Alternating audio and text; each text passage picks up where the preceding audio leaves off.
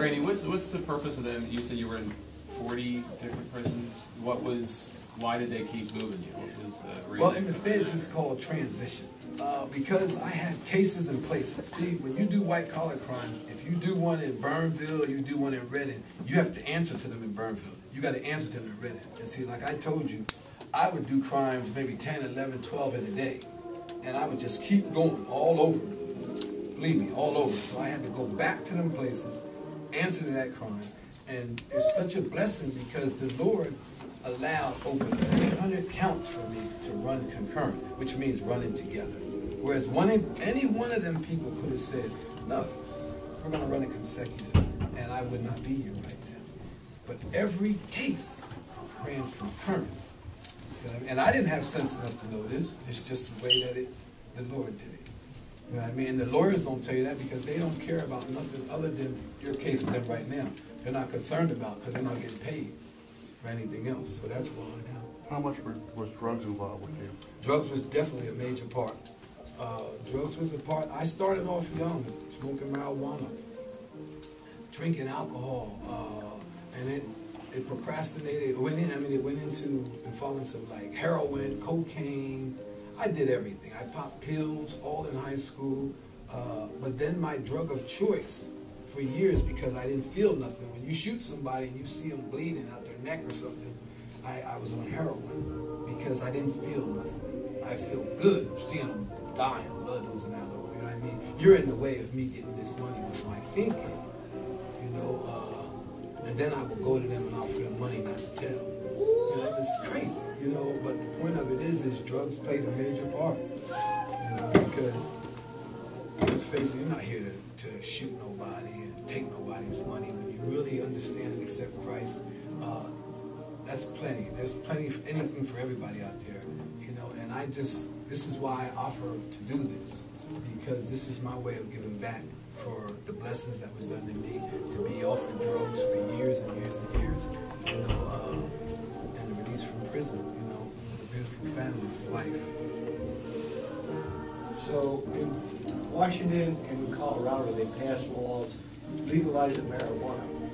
As someone who's looking back, what would you say? It's the worst thing in the world to do. But it's all about money. See, when you legalize marijuana is a platform drug that leads to other drugs. See, because it don't get you high no more. Once you get high for a while on it, it won't get you high. So you need something heavier, something stronger. So that's why they do that, because you do something stronger, you start stealing, which makes more jobs for the police, for counselors, for the funerals, morticians. Because if you start stealing and you're involved, people might want to shoot you, you got to shoot someone. So it's all about the money, man, job creations and more prisons. So that's why my feelings are that they legalize marijuana, why they allow guns in schools now and all that kind of stuff. You know, it's all about, because they know as a result of that what can or what will obviously happen, you know. And it's terrible, but that's just the way it is right now. But my advice to anyone, I always say, listen, you know how people say just don't do it?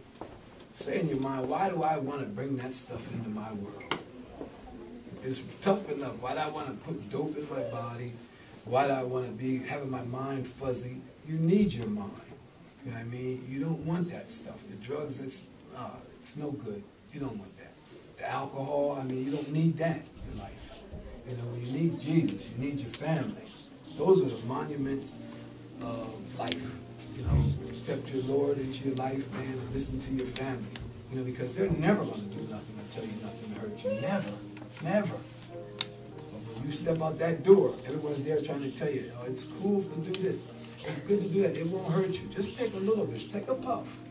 They're not your friends. They are not your friends. You have some great questions. You're not that cop he was talking about, are you?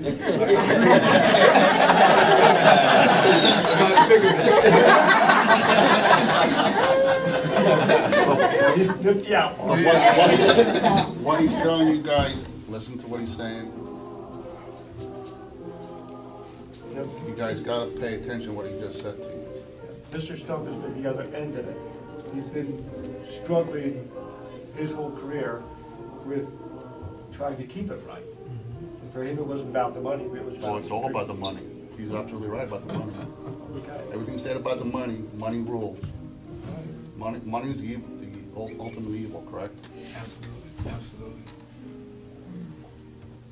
There you go, both sides say the same thing. I really needed to, again, I want to thank you guys because this is what keeps me going, to share. You know what I mean? To share all what I've been through, man. And listen, we brought business cards that your parents can call my wife.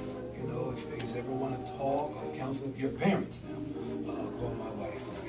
And we're opening the nonprofit, which is a community-based business, helping with counseling, job skills, or feeding people, whatever else that may be needed in the community. And this is what we want to do. But we need your help as well. We need you guys to be supportive of us in prayer, donations, or anything else that you possibly can. Come down to the daycare. Come down to the nonprofit business. Come see it for yourselves. Bring your children. You know, we're going to have speakers there. We have Vaughn Spencer, the mayor, helping us out as far as certain things are concerned. Even though in Burnville, he really can't do but so much because it's not the inner city of Reading. But we have a lot of people on board, you know, who want to see this work. And then you have the few who want to take this from us. But they can't take nothing to Lord. You know? Thank you, Randy.